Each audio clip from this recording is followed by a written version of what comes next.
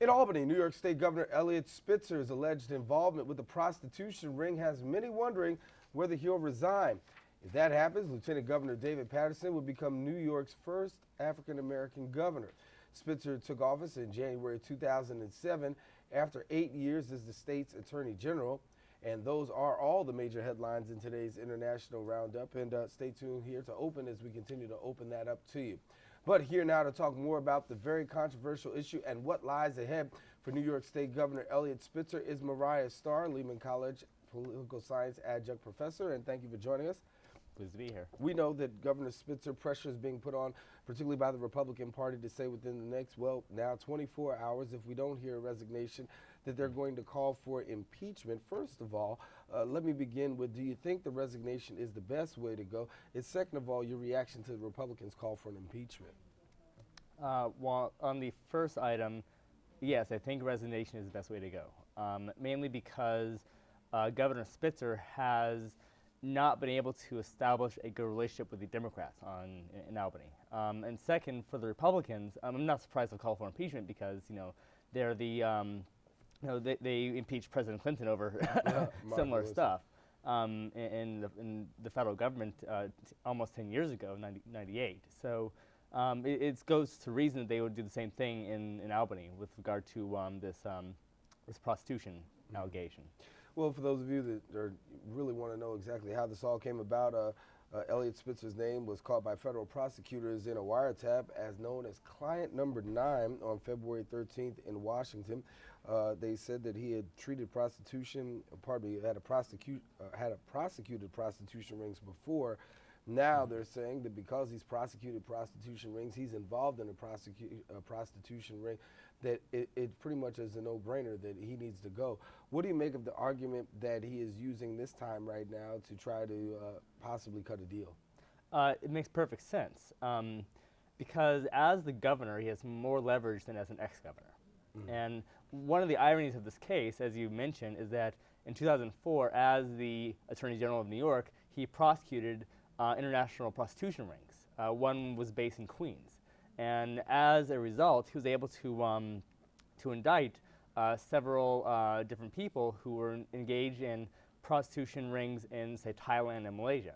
Now, they were based in New York City, but they did prostitution elsewhere. Mm-hmm. So he was able to use his position as Attorney General to really get New York State involved in the toughest law in the nation on prostitution. Mm-hmm. And so the fact that he's now been implicated in this is just, that's the pot calling the kettle black, as they say. Mm. It's the perfect irony. So I'm sorry, and many people are saying because of perceived arrogance that it makes life even harder for him because he was so hard to get along with both some Democrats as well as Republicans. Well, yes, he's arrogant because he always portrayed himself as the sort of knight in shining armor coming to Albany to clean up the act of New York State. He's a person who, first and foremost, had a moral argument to say, look, we are going to clean up the government. Now that he has been accused of, engaging in acts that are immoral, how can he claim that? His main argument for being a governor is vanished. And so as a result, he's now in a position where he cannot effectively govern because there's no logic behind his governorship. So what you see then is him going forward, and he's trying to put together a transition team right now to allow, as you said, David Paterson to become the next governor of New York. And Paterson is not only the first black governor, supposedly, but he's also the first blind governor of New York. Mm-hmm. I mean, he's legally blind. Mm-hmm. And Paterson will be only the third black governor in the entire country. Douglas Wilder of Virginia came first, then Deval Patrick of Massachusetts came second. He's currently in office. Mm-hmm. So this is a historic event in New York State history. One thing that we talked about is how so far Eliot Spitzer, usually you hear Democrats somewhat coming to some sort of response. In regards to President Clinton, yes, there was some sort of support, even though that he was guilty, they still supported him on the Democratic line. You're not getting that same kind of support from Eliot Spitzer. Some people have suggested that, he really did take off the Democratic Party with the whole issue with immigration and driver's licenses. Do you think that plays a part in why he's not receiving the support that he's getting now? That's part of it. Yeah. The key reason why Governor Spitzer has not received support from Democrats is because he's just not a very nice guy. He's a bully in a basic sense. Whereas the lieutenant governor, Patterson, has been portrayed as a very nice, accommodating guy, someone who's very easy to get along with. So Spitzer, yes, I mean, you were perfectly right. The actual policies he put forth have not been very popular, but you got to acknowledge the personal aspect. He went into office trying to make changes, and he pushed people around. People don't like being pushed around. And as a result, he did not build the relationships that would be able to sustain him as governor in case of a crisis like this. I'm getting word right now that according to several news outlets, they're reporting right now that Governor Spitzer's resignation will probably come possibly by Monday. Wow, I mean, I'm not surprised he's trying to remain governor as long as possible because, I mean, this has been the pinnacle of his career so far. And what you're looking at is a man in crisis mode, trying to salvage whatever career he may have after this. I mean, look, people have short memories. They forget. And I'm suspecting that after this, he might go on into some other role as an advocate of something. But the fact is, he's trying to maintain political life right now. He's trying to do an end run around the law. And the problem is, he is facing, he's like the big target now of the media. He is the person who everyone is looking at in terms of this big scandal, and it's his own fault. No one did this to him. He was the one who got caught because he was trying to shift funds around bank accounts, large amounts, and that's how they got him, as well as the wiretapping. So you can't really feel sorry for him because he's the one who did it to himself.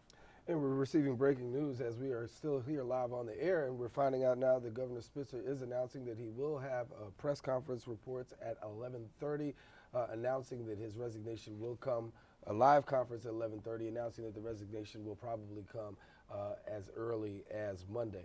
What does this do for Hillary Clinton, considering that Spitzer was a firm supporter of Hillary Clinton? Well, in terms of the presidential race, it really doesn't do much for Hillary Clinton. On the one hand, it puts her in a very difficult position because, of course, she's a senator from New York, and so she has to then respond to the scandal and portray herself as somehow above the scandal.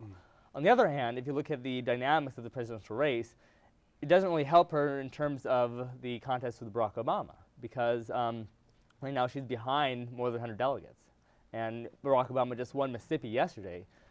So it seems like Clinton is facing two fronts. She has to deal with Obama and Spitzer simultaneously.